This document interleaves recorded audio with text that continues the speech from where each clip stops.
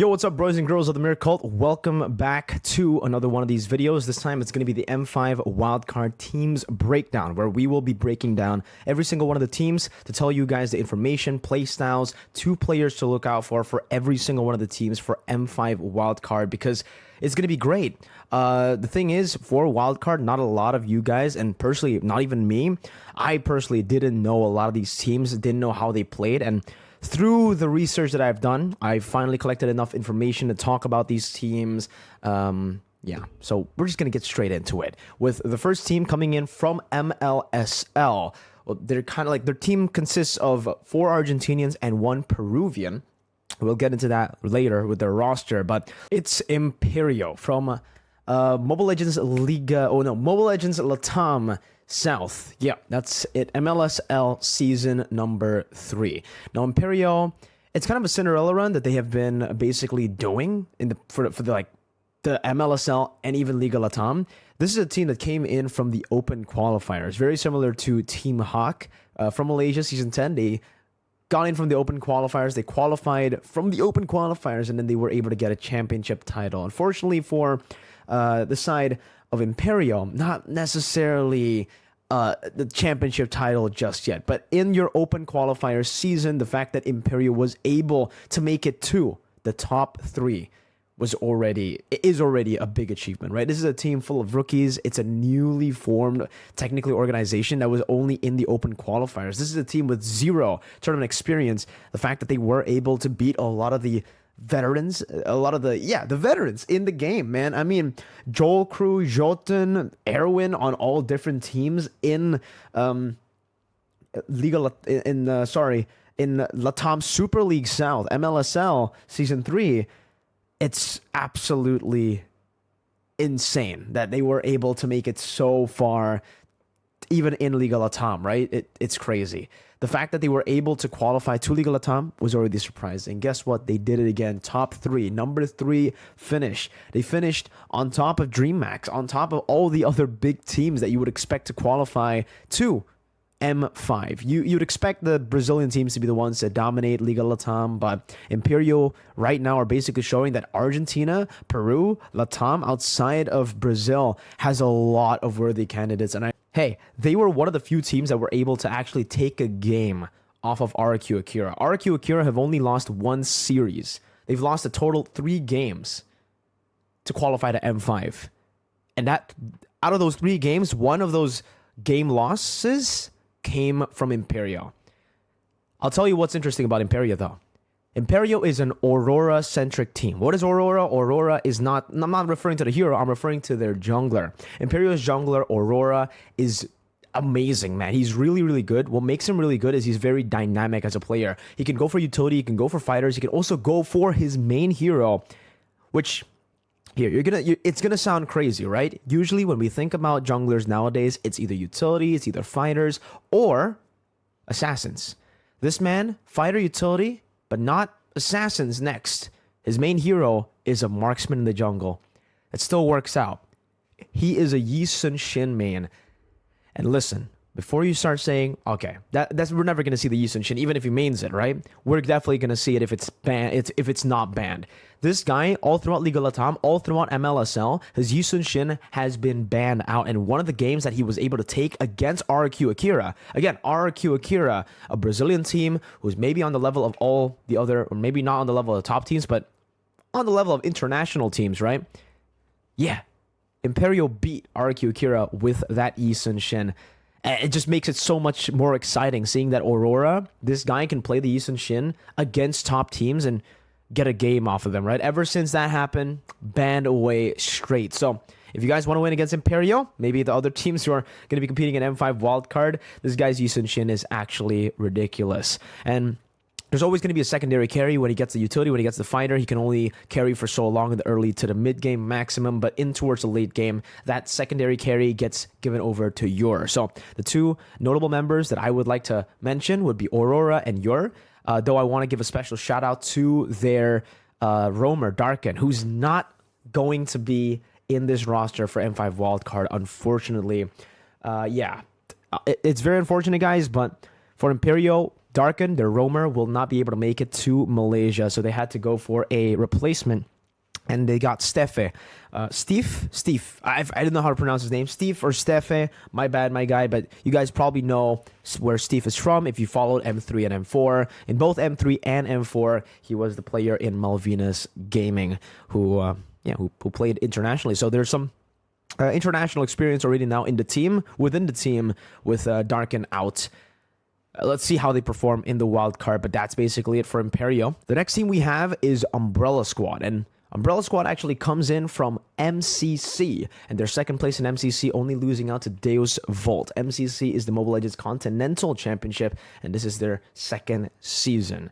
Now, for Umbrella Squad, honestly, the guy who I have, like, who's always popping off is Marl. But it's very, very conditional. For Marl, he really needs to get those assassins, and unfortunately, this playstyle is kind of one-dimensional. Marl is a very flashy carry-type jungler. He is the jungle for the team, Umbrella Squad. And when they get flashy big picks, this team pops off. They're very skirmish-heavy. They're very mechanically reliant as a team. They really rely on their mechanics, to win out these team fights. Even against Deus Volt, I honestly feel like Deus Volt just outsmarted Umbrella Squad for the most part in the series, in the grand finals of MCC. But in these skirmishes, you can really see the brilliance of Umbrella Squad's mechanics.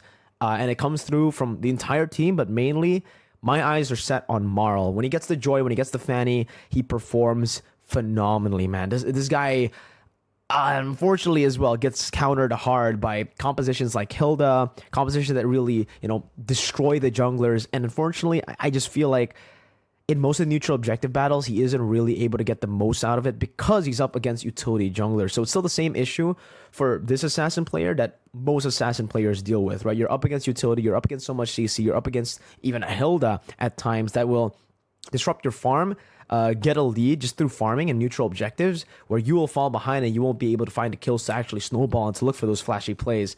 And I think if Umbrella Squad are able to maybe make Marl play a few more of these utility junglers, it's going to be a very dynamic team. If they can hide those assassin picks a bit better towards the end, they can actually be a good team in the M5 WildCard. I'm definitely looking forward to see Umbrella Squad play, because looking at MCC, guys, I expected, Deus Volt to be really good, but not the other teams to be good. Deus Volt are pretty damn good at setting up for neutral objectives and playing around those neutral objectives. Their macro plays are pretty damn good.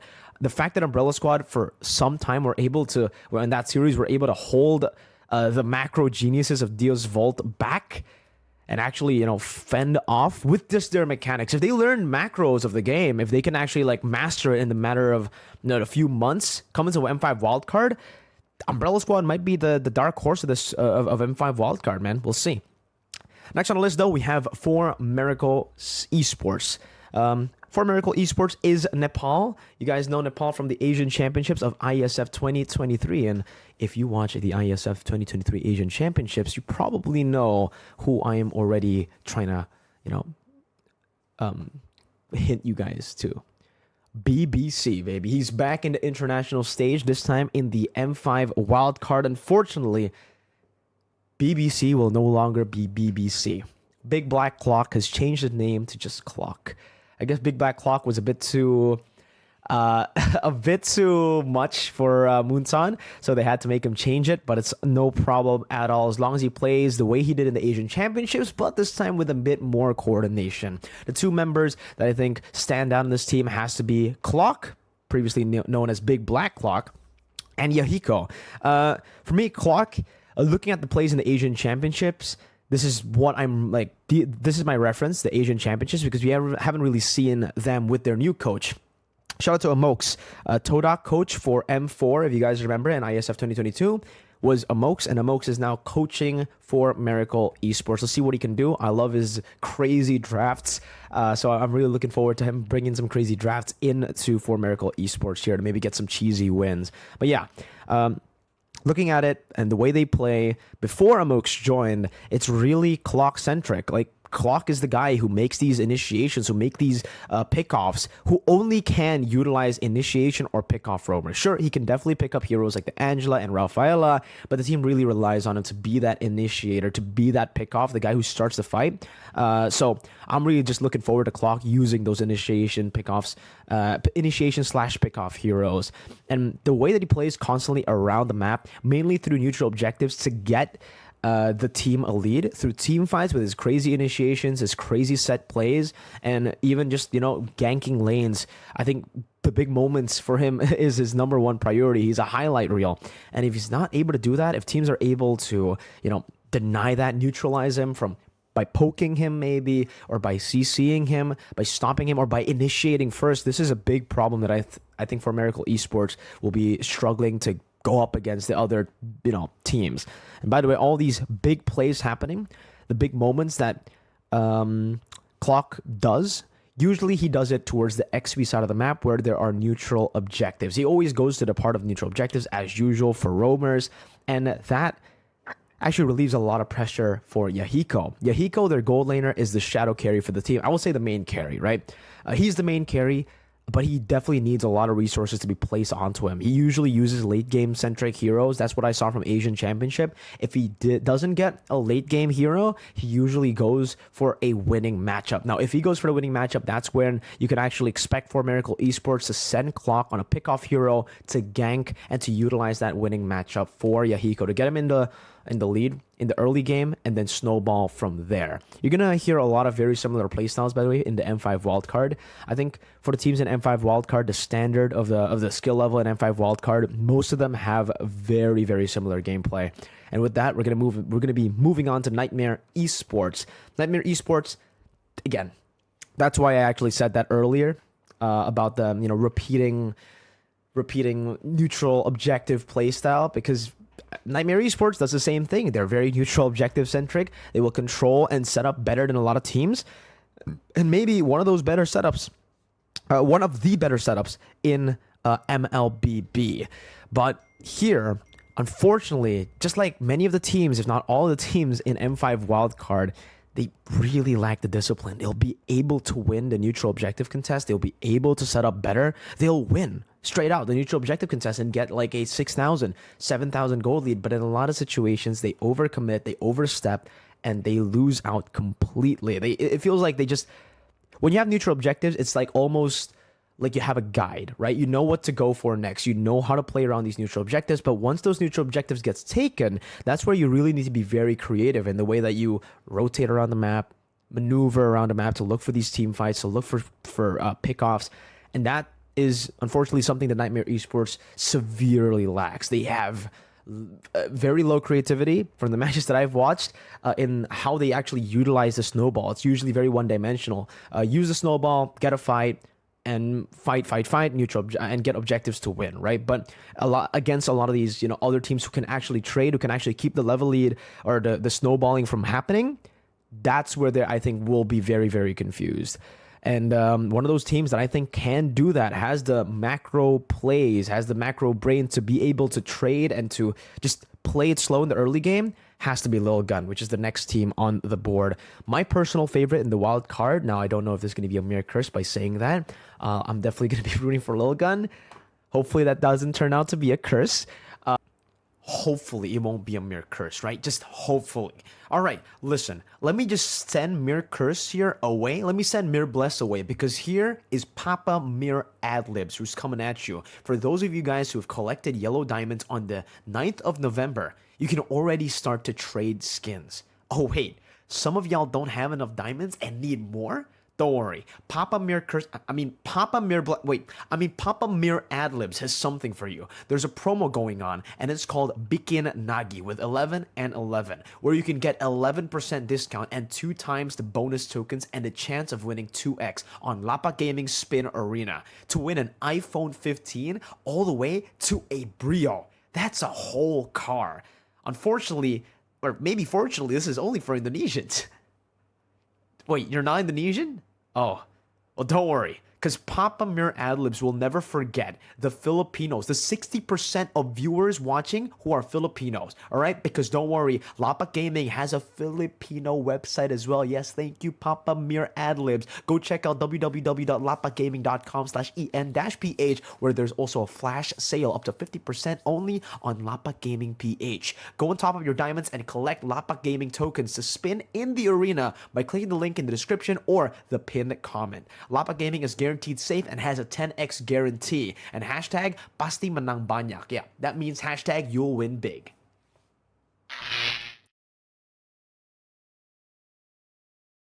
But yeah, main two players for me has to be Aizen and Forbid. Aizen and Forbid, dude, this team, LilGun, has been hyped up for the longest time. I believe Echo, Sanji, was it Sanji? He said that in scrims, Mongolia and LilGun, this team, have been able to like go even against them. And after watching the Asian Championships, after watching what Mongolia has to offer, yeah, I think so. If Aizen and Forbid get their comfort picks, they are world beaters, man. They're absolute contenders.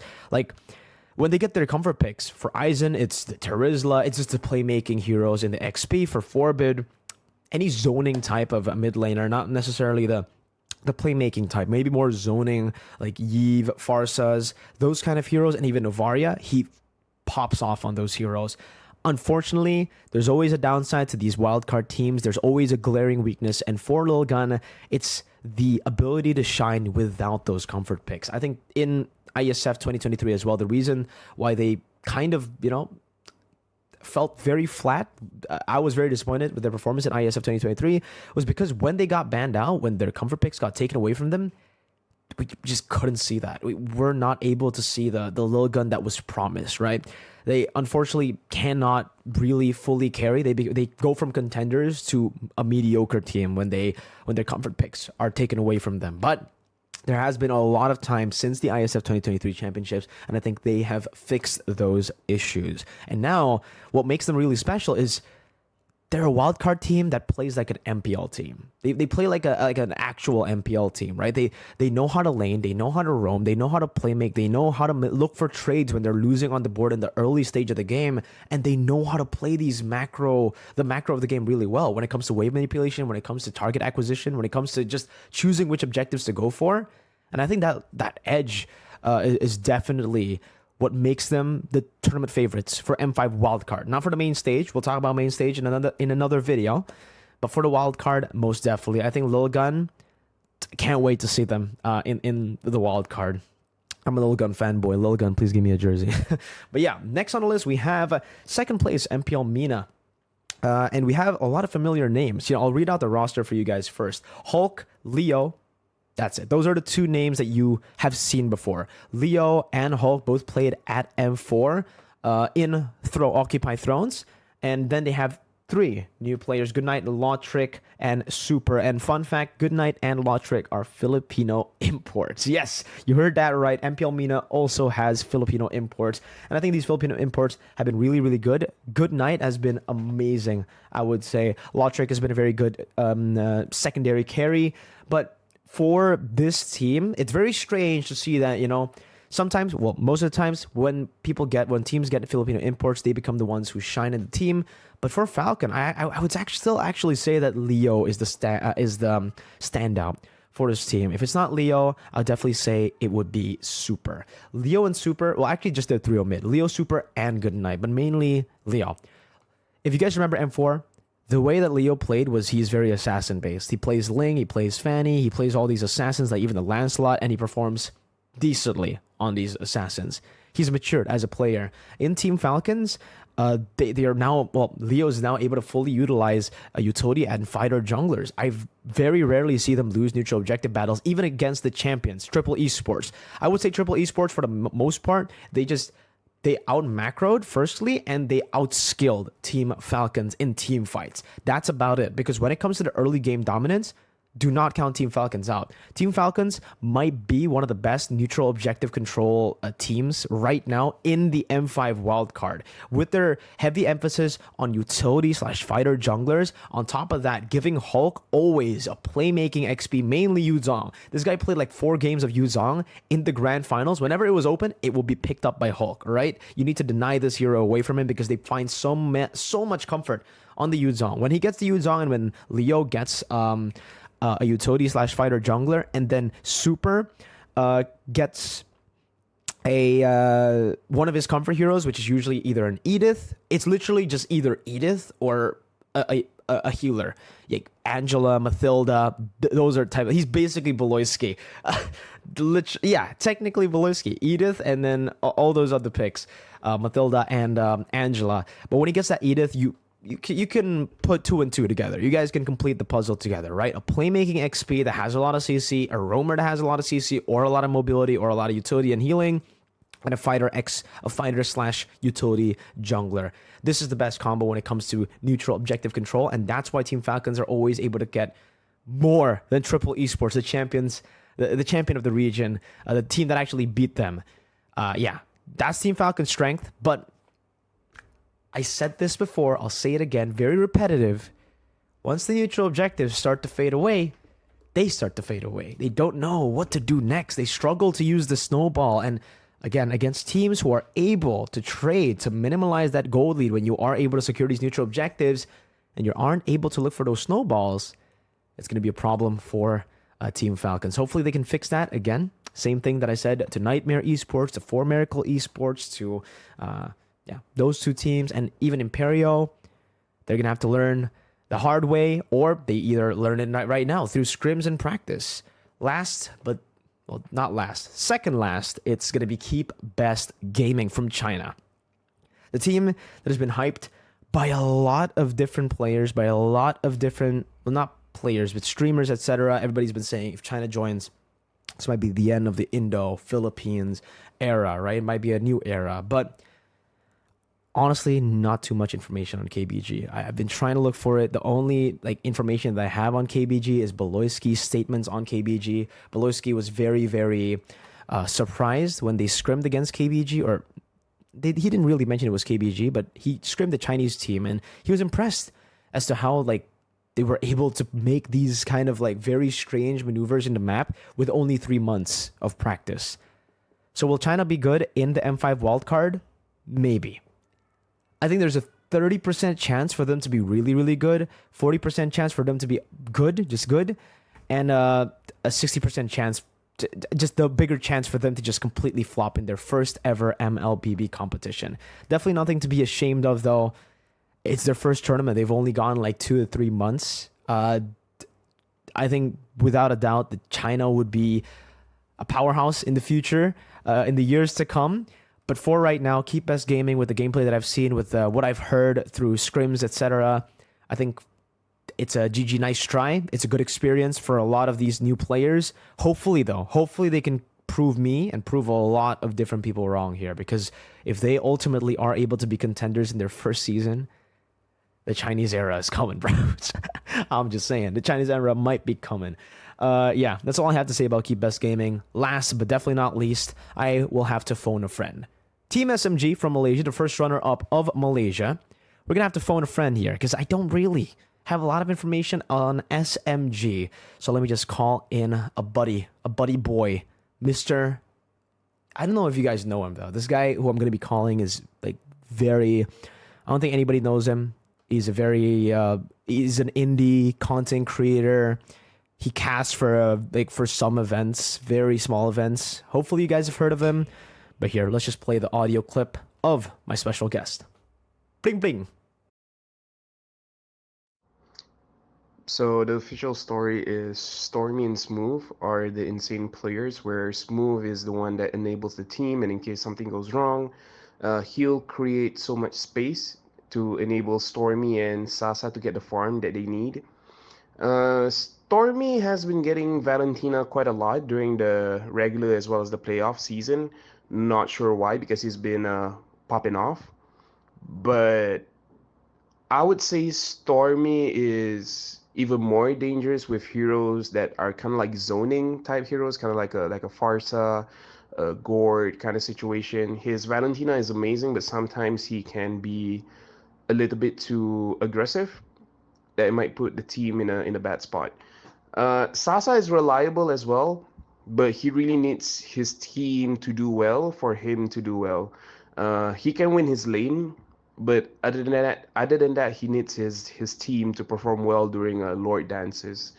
The bad thing that I've heard is they're a team that doesn't change when something is going good for them, which can be good, can be bad. Because I heard in some scrims they don't like they play to win, they don't play to explore, or they don't play to find something new to dish out. So it's more about getting better at the things that they're already good at, which can be good, can be bad. So I would say the team generally is good in creating space for the mid as well as the gold laner. Usually those two are the carries.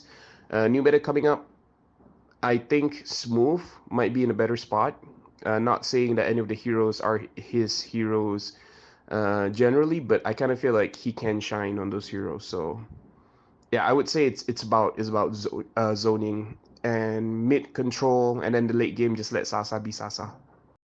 Oh, thank you so much, Lafel, for the very, very interesting comments about your team. There you go. That's SMG Breakdown.